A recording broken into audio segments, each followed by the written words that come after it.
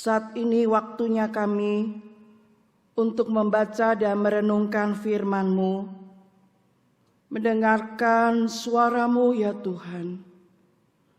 Tenangkan hati kami, biarlah kami boleh mendengar suara Tuhan, pesan Tuhan, masing-masing kepada kami secara pribadi.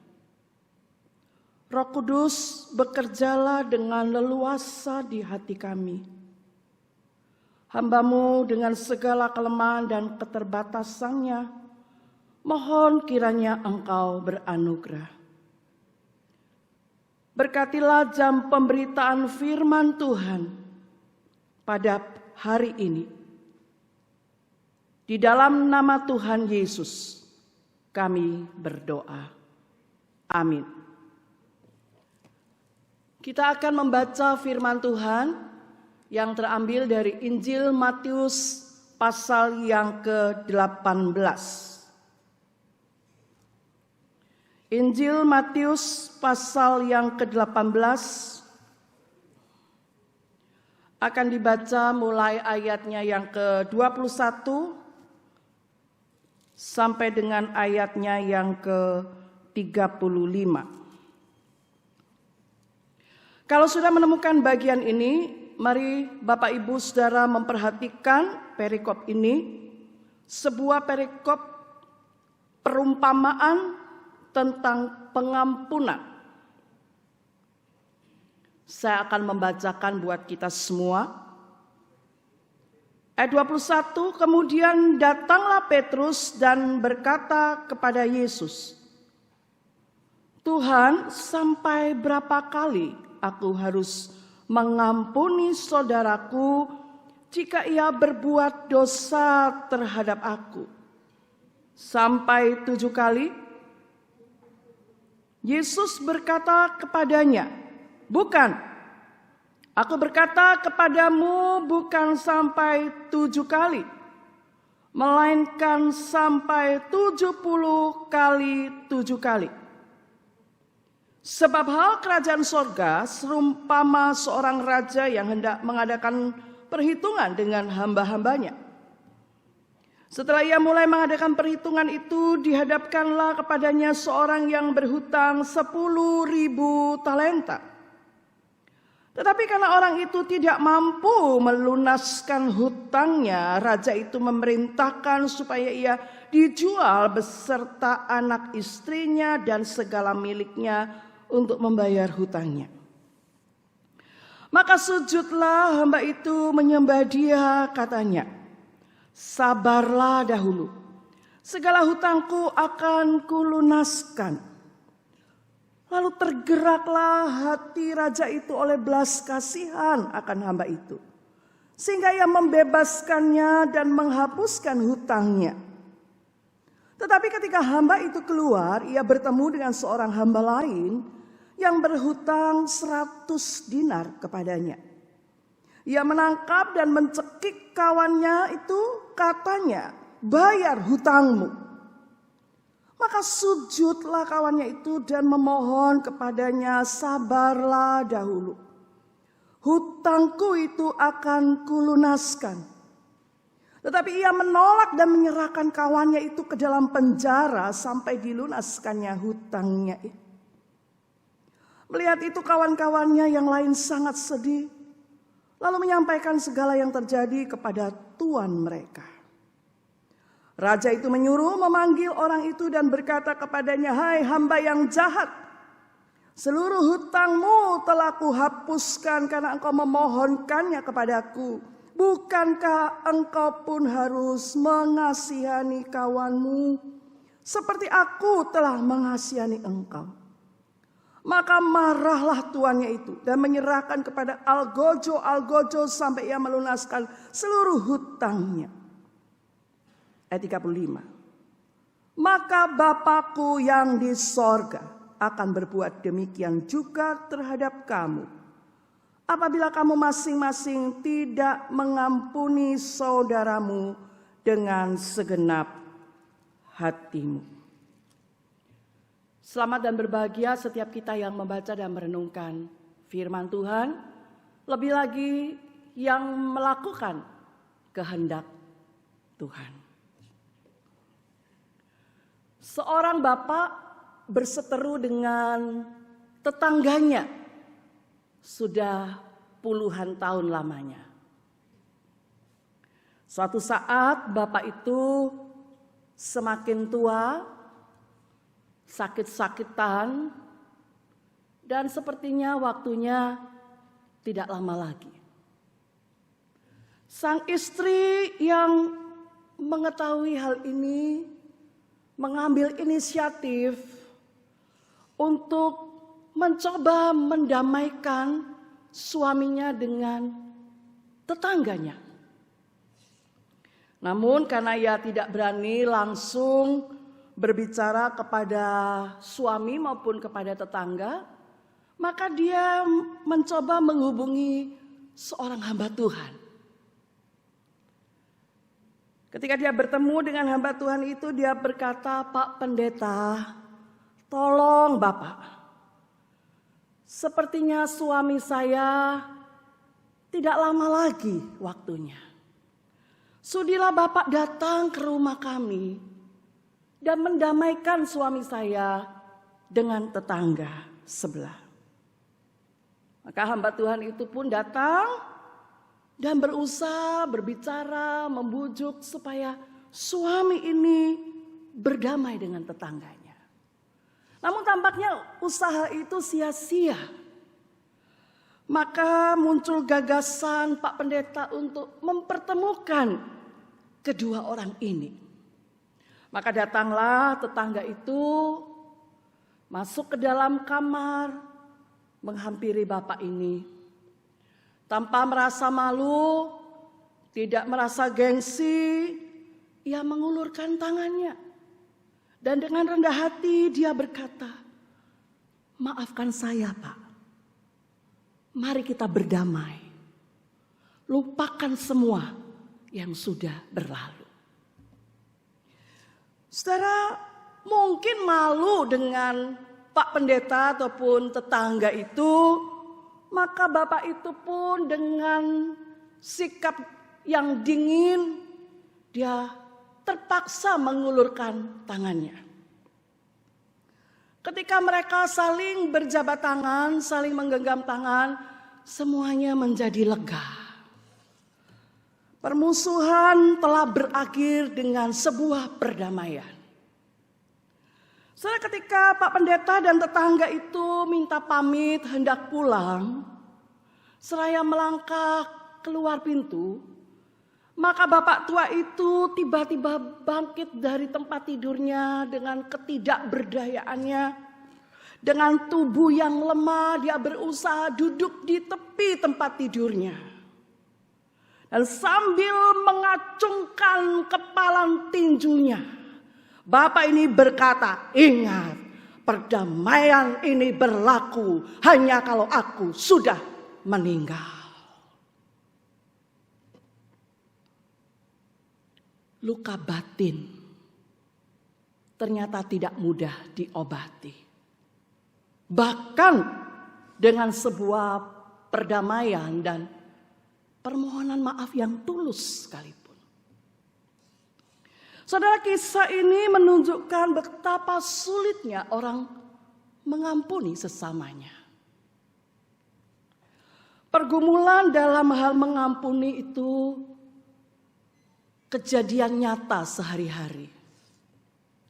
Tidak seorang pun, termasuk hamba Tuhan, kebal dengan rasa marah, rasa kecewa, atau tersakiti.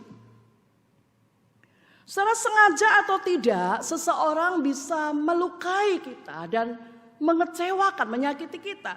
Demikian pula sebaliknya, sengaja atau tidak, kita pun bisa melukai orang lain, bukan? Banyak orang sulit melepaskan pengampunan karena terlalu besar luka yang dialami. Atau ada orang yang mau mengampuni tetapi menunggu dulu orang lain minta maaf kepadanya.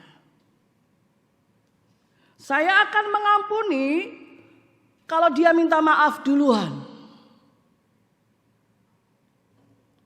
Mengampuni tapi dengan syarat.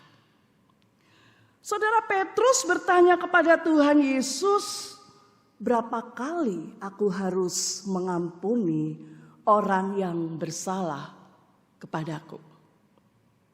Saudara, di kalangan Yahudi, para rabi mengajarkan bahwa mengampuni orang cukup 3 kali. Untuk kesalahan yang pertama, diampuni. Kesalahan kedua, kesalahan ketiga diampuni, tapi tidak untuk kesalahan yang keempat. Karena itu Petrus mengusulkan angka 7, 2 kali lipatnya. Dalam budaya Yahudi, angka-angka tertentu memang punya makna. Angka 7 adalah angka sempurna. Dan bagi Petrus 7 kali itu sudah sangat banyak, melebihi kuota pengampunan orang Yahudi. Tapi apa jawab Tuhan Yesus? Mungkin membuat Petrus terkejut. Bukan 7 kali, melainkan 70 kali 7 kali. Sempurna kali sempurna. Saudara, apa artinya ini? Apakah kita harus mengampuni orang lain sesama kita dengan memberi toleransi, menghitung-hitungnya sampai 490 kali? Tuhan Yesus tidak sedang berbicara tentang angka atau bilangan tertentu, atau berapa kali harus mengampuni. Angka ini berbicara tentang kualitas pengampunan yang Allah kehendaki. Tuhan Yesus sedang mengajarkan bahwa pengampunan itu tidak terbatas, unlimited, terus menerus. Mengampuni itu harus dengan segenap hati, sepenuh hati. Itu yang dikatakan di dalam ayat yang terakhir, bahwa kamu harus mengampuni saudaramu dengan segenap hati. Kemudian Tuhan Yesus memberikan perumpamaan tentang pengampunan. Ayat 23 dikatakan, sebab hal kerajaan sorga seumpama seorang raja yang hendak mengadakan perhitungan dengan hamba-hambanya. Ayat ini Tuhan Yesus berbicara tentang kerajaan sorga. Pengampunan bukan berbicara antara 2 orang atau beberapa orang. Pengampunan itu berkaitan dengan kerajaan sorga. Saudara mau mengampuni atau tidak, itu berhubungan dengan kerajaan sorga. Dalam kisah perumpamaan ini disebutkan tentang seorang raja dan hamba-hambanya. Salah seorang hamba berhutang 10.000 talenta.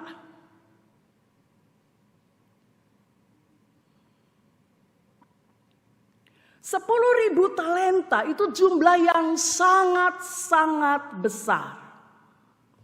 Seberapa besar 10.000 talenta, saudara?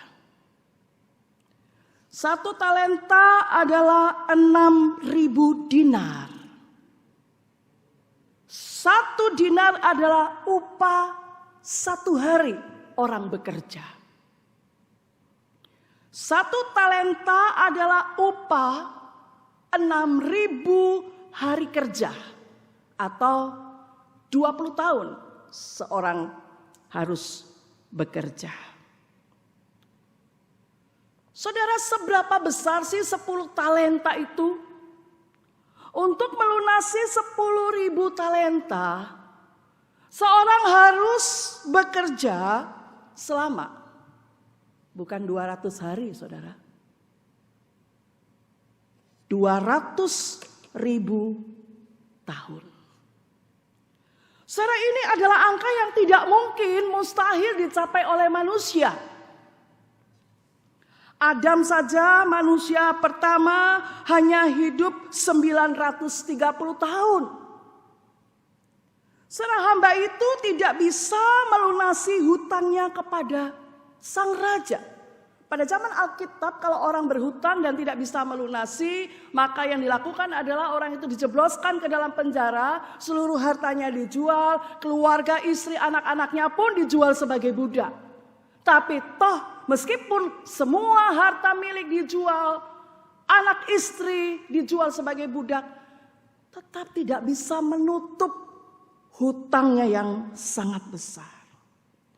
Maka apa yang dikatakan Alkitab, hamba itu sujud, menyembah dan memohon kesabaran raja. Dia memohon supaya raja bersabar karena ia berjanji akan melunaskan seluruh hutangnya meskipun itu mustahil. Kemudian di dalam ayat 27 dikatakan, lalu tergeraklah hati raja itu oleh belas kasihan. Raja yang murah hati itu bukan hanya membebaskannya dari hukuman penjara, tapi menghapuskan seluruh hutang-hutangnya yang banyak. Hamba itu mendapat belas kasihan dan pengampunan dari sang raja. Hutangnya bukan dikurangi, hutangnya bukan dihapus sebagian. Raja juga tidak memberi perpanjangan waktu untuk melunasi hutang. Tapi raja menghapuskan sama sekali semuanya. Hutang yang tadinya turun-temurun akan menjadi beban bagi keluarganya, bagi keturunannya. Sekarang seluruhnya dihapuskan. Sang raja menggambarkan Bapa kita di sorga yang penuh dengan anugerah, yang menghapus hutang dosa kita kepada Dia. Saudara, kalau kita, saudara dan saya dituntut untuk melunasi hutang kita, hutang dosa kita, siapa yang sanggup? Saudara, apakah ada harga yang layak, harga yang pantas untuk membayar, melunasi semua pemberontakan kita di hadapan Tuhan semesta alam? Saudara, hutang dosa kita terlalu besar jumlahnya di hadapan Allah. Saudara, dosa saudara dan saya tidak terhitung. Puluhan tahun yang lalu dosa saya. Sampai hari ini saya berdosa. Setiap jam saya bisa berdosa. Setiap hari 365 hari dalam 1 tahun saya berbuat dosa. Saya melakukan terus menerus, berulang kali. Minta ampun, buat dosa lagi. Minta ampun, buat dosa lagi. Bahkan saudara, sampai kita sendiri pun sudah lupa berapa banyak dosa-dosa kita. Kita sudah tidak bisa ingat lagi. Mazmur 130 ayat 3 katakan, jika Engkau ya Tuhan hendak mengingat-ingat dosa dan kesalahan, siapa yang tahan? Saudara, bayangkan saudara, kalau Allah mengingat-ingat, menghitung-hitung setiap dosa dan kesalahan, bayangkan saudara, apa yang akan terjadi dalam hidup kita, saudara? Saya merasa takut dan ngeri kalau Allah akan menghukum setiap kali kita berdosa kepada Dia. Tapi Dia Allah yang panjang sabar dan kasih setianya. Tuhan tidak pernah berhenti mengampuni kita. Dia tidak pernah membalas kesalahan dan dosa-dosa kita. Seperti yang raja itu lakukan kepada sang hamba, demikianlah yang Allah telah lakukan untuk kita. Yang menghapus seluruh hutang kita, lunas dibayar di kayu salib ketika Yesus berseru, sudah selesai. Kita bebas dari murka Allah. Kita bebas dari hukuman Allah. Kita beroleh anugerah yang besar. Kita diberi belas kasihan. Kita diberi pengampunan. Dan untuk itu, betapa kita harus mengucap syukur. Terus menerus sepanjang seumur hidup kita, ingat kita orang yang diberi pengampunan dan belas kasihan. Kalau tidak, apa jadinya hidup saudara dan saya? Mari kita kembali lagi kepada sang hamba yang telah dihapuskan hutangnya dan mendapat kesempatan untuk hidup baru, awal yang baik. Tetapi kisah selanjutnya sangat memalukan. Tidak lama setelah itu sang hamba bertemu dengan kawannya yang berhutang 100 dinar. Saudara, berapa banyak sih 100 dinar itu? 100 dinar adalah upah orang bekerja selama 100 hari. Karena 1 dinar adalah upah kerja 1 hari.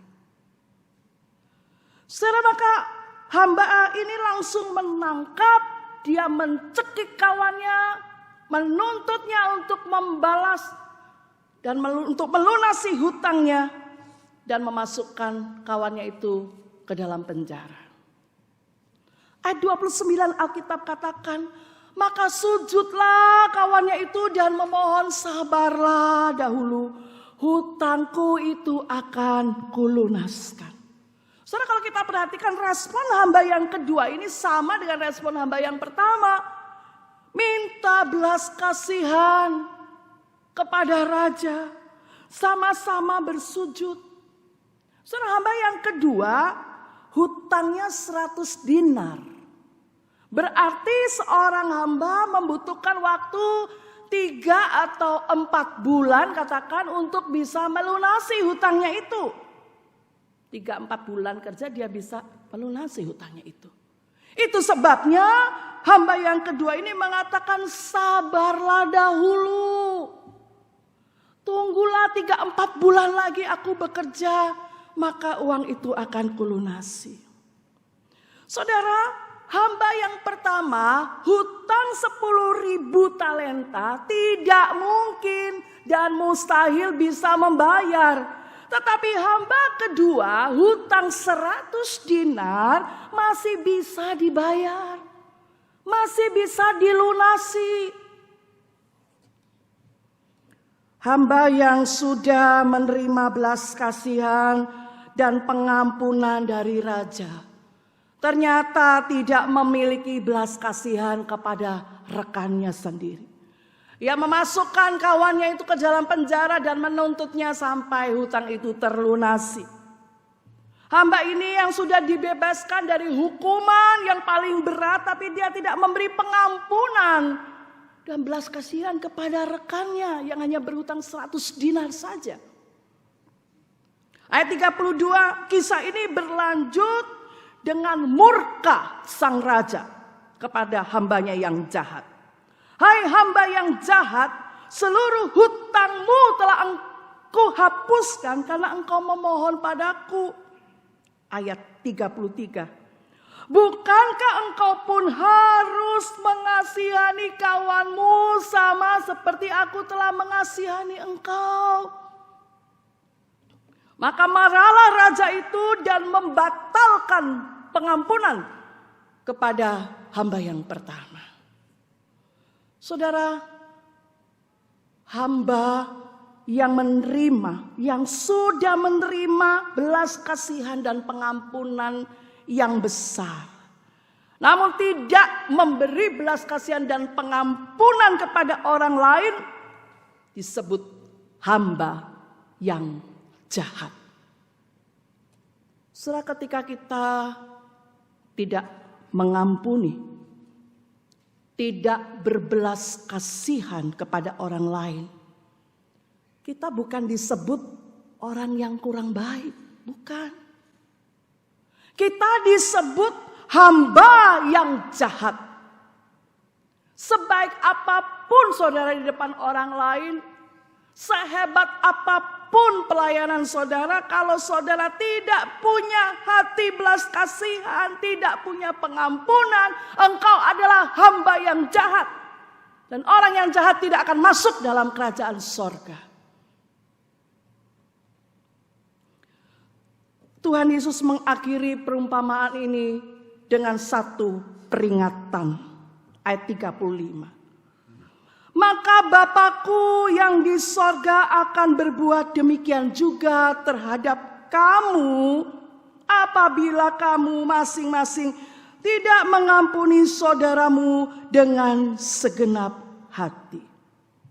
Apa yang dilakukan oleh sang raja kepada hamba yang jahat ini, menghukum dan membatalkan pengampunan, itu pula yang akan dilakukan Bapakku yang di sorga, yang akan berbuat demikian juga terhadap kamu apabila masing-masing kamu tidak mengampuni saudaramu.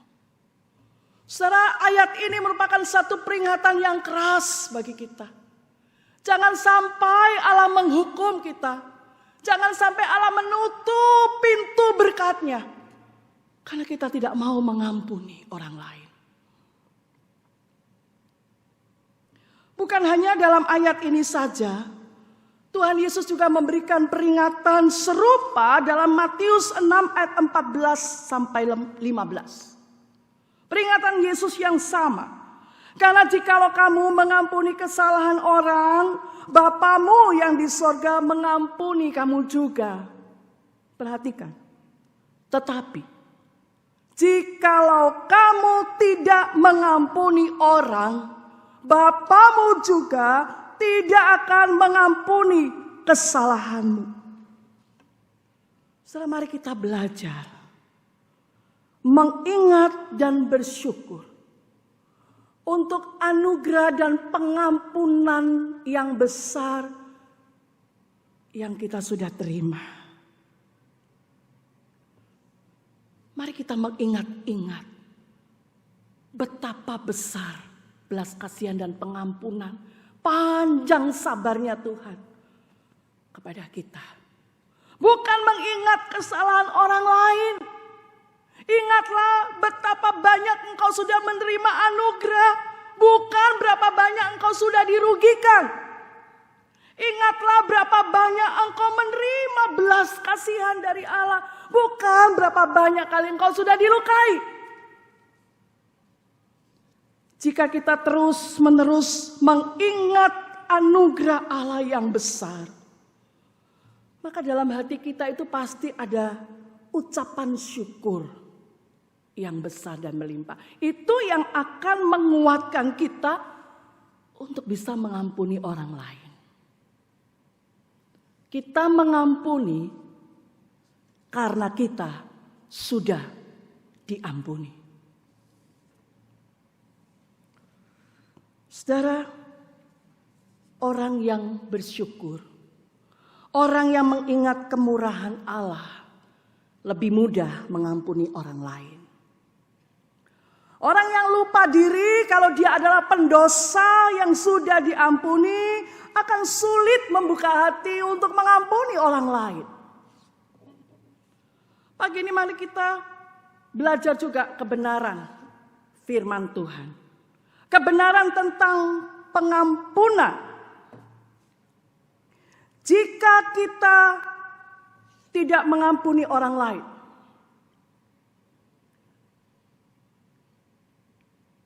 kebenaran tentang pengampunan. Yang pertama, jika kita tidak mengampuni orang lain, maka kita berdosa terhadap Allah.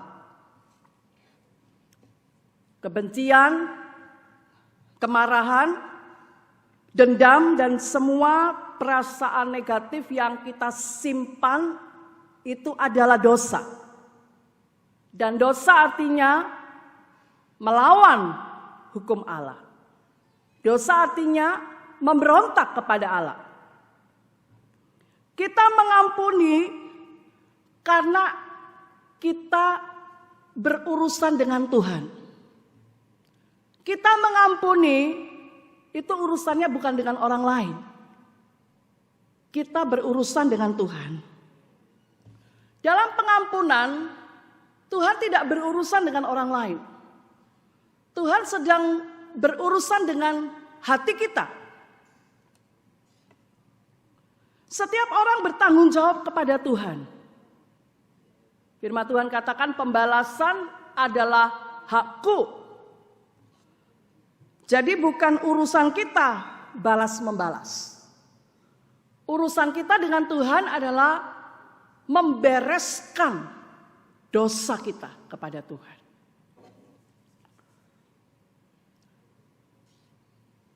Di dalam Injil Matius 6 ayat 12. Bagian dari doa Bapa kami.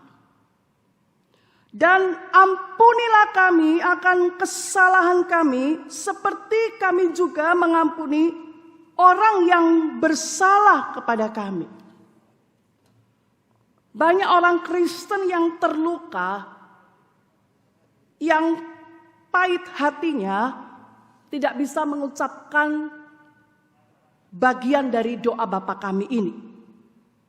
Kita memohon supaya kita diampuni kesalahan kita, seperti kita juga mengampuni orang yang bersalah.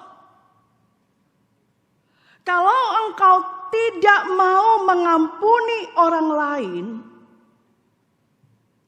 kalau engkau tidak mau mengampuni orang lain, saudara harus berdoa seperti ini. Dan jangan ampuni kesalahan kami seperti kami juga tidak mengampuni orang yang bersalah kepada kami. Tuhan, jangan ampuni saya, jangan berkati saya, jangan bermurah hati kepada saya. Karena kalau saya tidak mau mengampuni berarti saya juga tidak berhak untuk diampuni. Saudara berani berdoa seperti itu? Saudara berani berkata, dan jangan ampuni saya, seperti saya juga tidak mengampuni orang yang bersalah kepada saya. Saudara, yang kedua, jika kita tidak mengampuni orang lain, berarti kita tidak memahami karya salib Kristus. Saudara, mengapa kita sulit mengampuni orang lain? Karena kita tidak mengerti arti salib, arti pengorbanan dan penumpahan darah Kristus di atas kayu salib. Orang yang sungguh-sungguh mengerti, dia tidak akan menyimpan dendam. Orang yang mengerti apa itu karya penebusan, dia tidak akan menyimpan kesalahan orang lain. Kalau Anda belum mengampuni, berarti Anda belum menerima anugerah pengampunan dari Allah. Saya yang kasih di dalam Tuhan, berdoalah supaya saudara lebih menghayati karya Kristus di atas kayu salib. Supaya kita dimampukan untuk mengampuni. Yang ketiga, jika kita tidak mengampuni, itu berarti mengganggu kesatuan tubuh Kristus. Ketika kita tidak mengampuni, maka kita tidak memelihara kesatuan tubuh Kristus, malah merusaknya, menghancurkannya. Berapa banyak orang Kristen yang hatinya luka, yang sakit terhadap sesama saudara di dalam Tuhan, yang kecewa kepada majelis, yang kecewa kepada hamba Tuhan, dan akhirnya meninggalkan gereja, bahkan meninggalkan Tuhan. So, mari kita menjadi komunitas rohani yang saling mengampuni. Ada kerendahan hati, saling menerima satu sama lain, sebagaimana Kristus telah menerima kita. Berikut, Jika kita tidak mengampuni, kita memberi kesempatan kepada iblis. Saudara ingat baik-baik kebenaran ini. Kalau saudara tidak mengampuni, saudara memberi kesempatan kepada iblis. Di dalam ayat Efesus 4 ayat 27. Jangan memberi kesempatan kepada iblis. Jangan memberi tempat, memberi kesempatan untuk iblis. Di dalam 2 Korintus 2 ayat 11 dikatakan, supaya iblis jangan beroleh keuntungan atas kita, sebab kita tahu apa maksudnya. Saudara, iblis selalu akan mengambil kesempatan yang kita berikan kepadanya. Saudara, iblis sering menipu kita. Dia kan bapak pembohong. Dia menipu kita, dia terus berbisik kepada kita, enak banget diampuni, kan dia yang salah.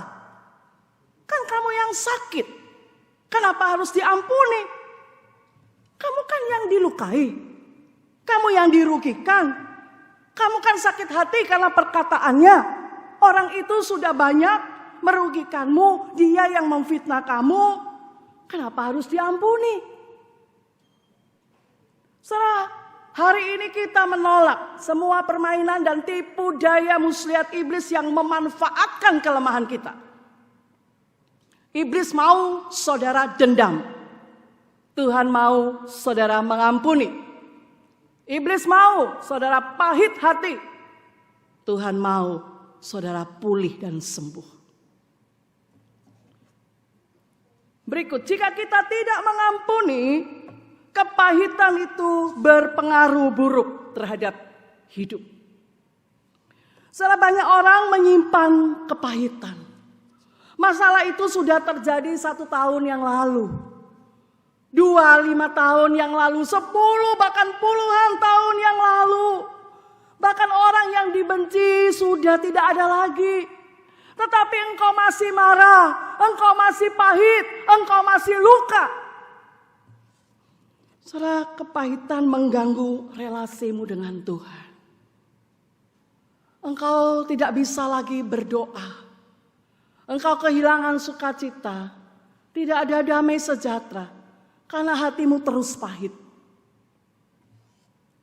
Saudara, di dalam perikop tadi, ayat 34, digambarkan di sana tentang algojo yang menyiksa hamba itu dalam penjara. Raja menyerahkan hambanya yang jahat kepada algojo. Kata kerja dasar Yunani yang digunakan untuk kata algojo ini artinya menyiksa. Dan dalam bagian ini algojo bukan dipakai kata kerja tapi kata benda. Alkitab mau mengajarkan, Alkitab mau menggambarkan apa jadinya bila seseorang tidak mau mengampuni, hidupnya menderita. Hidupnya penuh dengan kegelisahan. Pikiran-pikiran yang menyiksa dia. Kepahitan mempengaruhi seluruh kehidupan kita. Banyak orang menderita juga sakit penyakit karena kepahitan dalam hidupnya. Saudara, sepertinya mengampuni orang lain, sepertinya orang lain diuntungkan. Tetapi sebetulnya saudara, pengampunan itu demi kebaikan kita. Demi kebahagiaan kita. Saudara, apa bahagianya memendam rasa marah, saudara? Apa enaknya terus-menerus hidup dalam dendam? Jangan bangga, saudara, jadi orang yang penuh penderitaan. Meskipun sakit, pilih pengampunan. Meskipun sangat luka, pilih pengampunan. Mengampuni jauh lebih baik daripada dendam. Mengampuni jauh lebih indah daripada dendam dan sakit hati. Mengampuni mendatangkan kelegaan. Mengampuni berarti mencurahkan berkat Tuhan dalam hidupmu. Karena ketika engkau mengampuni, engkau sedang berjalan dalam ketaatan kepada firman Tuhan. Dan itu membuat Tuhan mencurahkan berkatnya atas hidupmu. Suatu yang kekasih di dalam Tuhan. Sebagian kita pernah mendengar kisah Corrie ten Boom. Seorang wanita berkebangsaan Belanda. Corrie ten Boom bersama dengan ayah dan saudara perempuannya Betsy dijebloskan ke dalam penjara karena menyembunyikan orang Yahudi dari kekejaman Nazi pada waktu Perang Dunia Kedua. Setelah awalnya Corrie ditahan di penjara lokal di Belanda. Kemudian ia dipindahkan ke penjara di Ravensbrück di Jerman. Sebuah tempat penjara, sebuah tempat khusus wanita, para narapidana wanita, di mana lebih dari 75.000 tahanan wanita dieksekusi mati di tempat ini. Sebuah tempat yang mengerikan dan penuh penderitaan bagi Corrie dan saudara perempuannya Betsy. 16 Desember 1944. Betsy, saudara perempuan Corrie, meninggal di penjara Ravensbrück karena kelaparan dan kurangnya perawatan medis. Setelah 2 minggu setelah kematian Betsy, sebuah keajaiban terjadi. Corrie menyebut ini keajaiban karena tiba-tiba Corrie dibebaskan dari tempat yang penuh dengan kekejian dan kekejaman itu. Beberapa tahun kemudian, tahun 1947, Corrie datang kembali dari Belanda ke Jerman.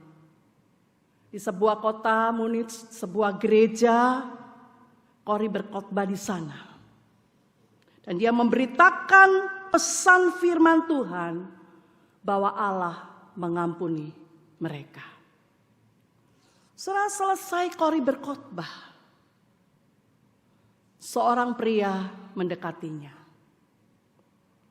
Ketika melihat wajah pria ini, Corrie segera mengenali orang ini adalah salah satu penjaga terkejam di penjara di mana ia dan saudara perempuannya ditahan. Hari itu pria itu datang ke gereja, dia mengenakan mantel, dia memakai topi berwarna coklat. Tetapi tiba-tiba di pemandangan Corrie berubah menjadi seorang pria dengan seragam biru dan topi militer dengan gambar tengkorak. Corrie mengingat kembali kekejaman, kekejian pria ini beberapa tahun yang lalu. Pria ini yang kemudian mendekati Corrie, dia berkata, "Saya telah menjadi seorang Kristen.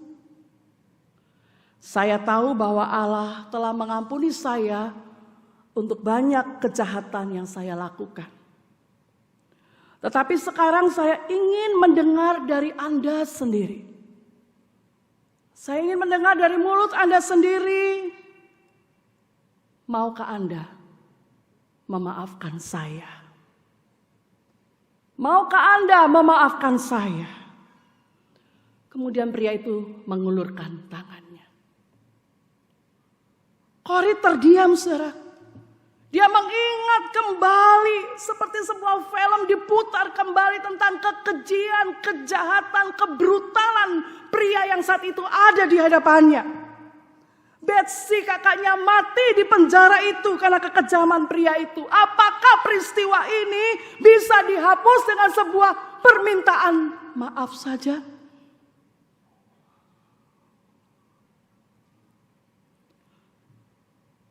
Roh Kudus mengingatkan. Matius 6 ayat 15.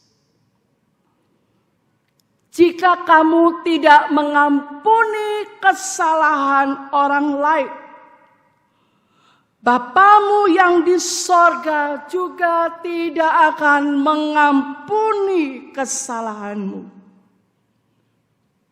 Ketika Corrie mengingat ayat ini, dia berdoa, "Tuhan Yesus, tolong saya. Saya tidak suka orang ini. Orang ini begitu jahat. Tolong saya mengampuni dia. Saudara, saat itu tangan Kori terulur. Dia minta Tuhan memenuhi hatinya dengan kasih yang ajaib.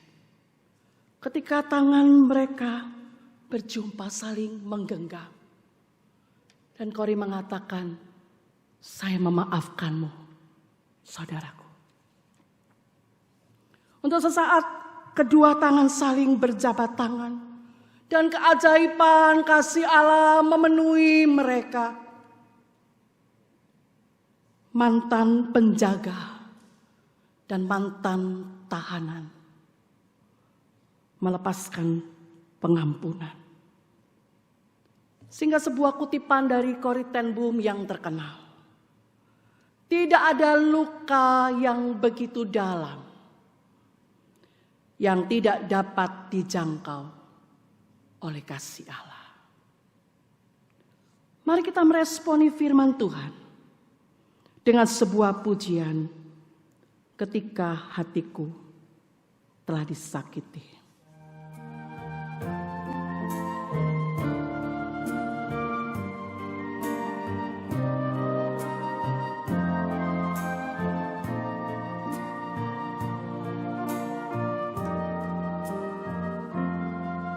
Ketika hatiku telah disakiti,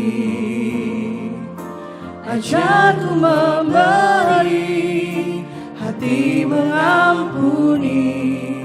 Ketika hidupku telah dihakimi, ajarku memberi, hati mengasihi. Ampuni bila kami tak mampu mengampuni yang bersalah kepada kami, seperti hati Bapa mengampuni, mengasihi tiada pamrih. Ketika hatiku telah disakiti, ketika hatiku telah disakiti, ajarku memberi, hati mengampuni. Ketika hidupku telah dihakimi, ajarku memberi, hati mengasihi. Ampuni bila kami tak mampu mengampuni yang bersalah kepada kami, seperti hati Bapa mengampuni, mengasihi tiada pamrih.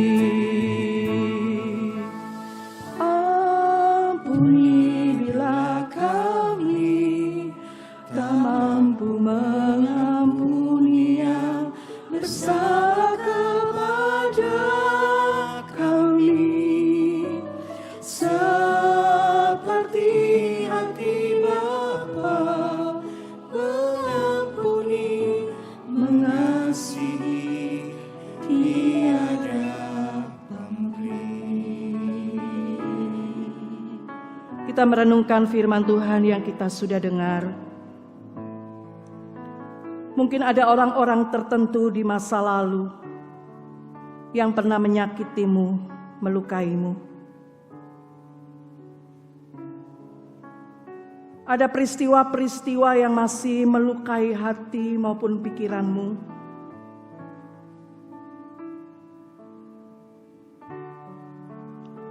Bahkan ada orang-orang di masa sekarang yang masih terus melukaimu.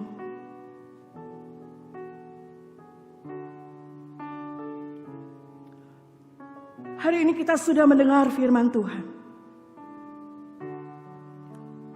Engkau sudah diampuni. Engkau sudah menerima belas kasihan yang besar.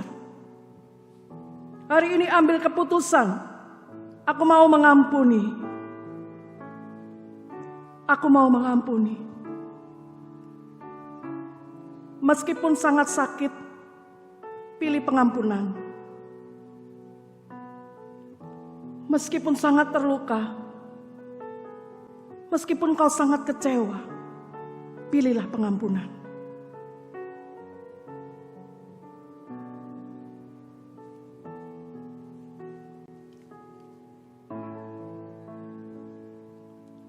Bapa Sorgawi yang penuh kasih, hari ini kami sudah mendengar firman Tuhan, dan kami tahu kami harus melakukannya. Kami tidak mau lagi dibelenggu dalam kepahitan, tapi kami mau melepaskan pengampunan bagi orang-orang yang pernah melukai hati kami. Allah sumber kasih karunia, kiranya Engkau menyembuhkan dan memulihkan hati kami, memenuhi hati kami dengan kasih-Mu dan damai sejahtera-Mu. Tuhan Yesus, pulihkan hati kami menjadi baru. Di dalam nama Tuhan Yesus, kami berdoa. Amin.